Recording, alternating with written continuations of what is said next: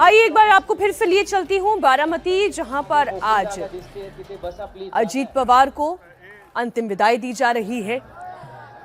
महाराष्ट्र में आज से 3 दिन का राजकीय शोक घोषित किया गया है और इस वक्त सड़क पर आप देख रहे हैं उनके चाहने वाले, उनके मानने वाले, उनकी राजनीति में उनके साथी, राजनीति में उनके अनुयायी, इस वक्त हर कोई उन्हें अंतिम विदाई देने के लिए बारामती की सड़कों पर उतर आया है।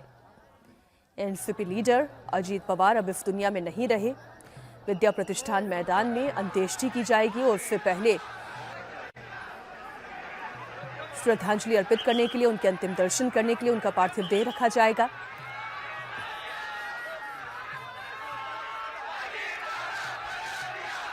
आप लोगों की इस भीड़ को देखकर ही ये स्वतः अनुमान लगा सकते हैं कि अजीत पवार की पॉलिटिक्स, अजीत पवार का वहां के लोगों के साथ कनेक्ट कितना महत्वपूर्ण था।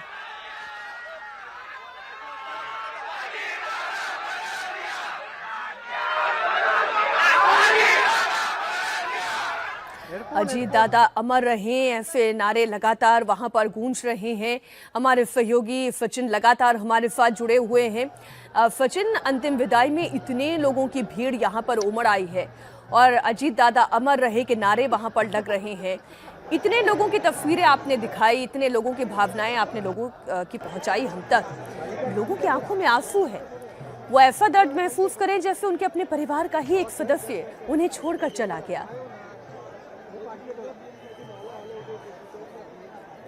बिल्कुल मीनाक्षी, और देखिए सबसे पहले आपको ये हमारे दर्शकों की तस्वीर हम दिखाना चाहेंगे कि अजीत दादा पवार का जो पार्थिव शरीर है ये विद्या प्रतिष्ठान में यहाँ पर पहुँच चुका है। सामने आपको एक ट्रक दिखेंगे बड़ा सा, उस ट्रक में सामने बड़ी सी तस्वीर है अजीत दादा की और उसके पीछे जो है उनका पार्थिव शरीर उस ट्रक में वहाँ पर रखा गया है और उनके पीछे भी जो है हजारों के तादाद में लोग उनकी अंतिम यात्रा में वहाँ पर शामिल होकर इस मैदान तक पहुंच रहे हैं। मैदान तो पहले ही भर चुका है और लोग जहां जगह मिले, पेड़ के ऊपर, दीवार के ऊपर, बिल्डिंग के ऊपर, कहीं पर भी जहां पर जगह मिले वहां पर एक झलक पाने के लिए जो है एक तस्वीर, एक आखिरी दर्शन हो जाए, एक अंतिम दर्शन हो जाए, इसके लिए यहाँ पर आए हैं। देश भर से, महाराष्ट्र भर से जो है ये उनके समर्थक, उनके चाहने वाले आए हैं। उनके लिए अजीत पवार एक सिर्फ डिप्टी सीएम या कोई एक नेता या एक कोई विधायक या एक मंत्री इस तरह से नहीं थे। अजीत पवार उनके लिए एक होता है ना कि एक सहारा होता है कि अगर हमें कोई तकलीफ है, हमारा कोई काम रुका है तो हमें कौन आदमी मदद कर सकता है, कौन नेता हमारा ख्याल रख सकता है, तो अजीत पवार थे। उनको सबको पता था और यही कारण है कि और ये तस्वीरें इस वक्त आप देख रहे हैं देश के गृह मंत्री अमित शाह, डिप्टी सीएम महाराष्ट्र के एकनाथ शिंदे, सीएम देवेंद्र फडणवीस इस वक्त ये तस्वीरें आप देख रहे हैं। अजीत दादा पवार के आखिरी सफर में शामिल होने के लिए, उन्हें श्रद्धांजलि अर्पित करने के लिए तमाम बड़े नेता गणमान्य यहाँ पर पहुँच रहे हैं और इसी कड़ी में आप देख रहे हैं महाराष्ट्र के मुख्यमंत्री देवेंद्र फडणवीस, उप मुख्यमंत्री एकनाथ शिंदे, देश के गृह मंत्री अमित शाह इन तस्वीरों में दिखाई दे रहे हैं। इस वक्त पूरा माहौल बारामती का बहुत गमगीन है। महाराष्ट्र में 3 दिन का राष्ट्रीय शोक घोषित किया जा चुका है।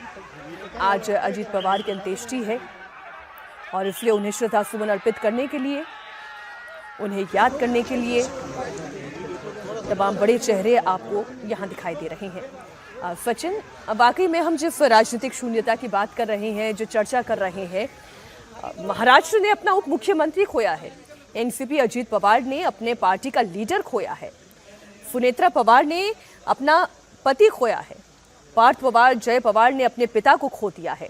लेकिन ये जो वहां पर भीड़ एकत्रित हुई है, उन्होंने अपना भाई खो दिया है।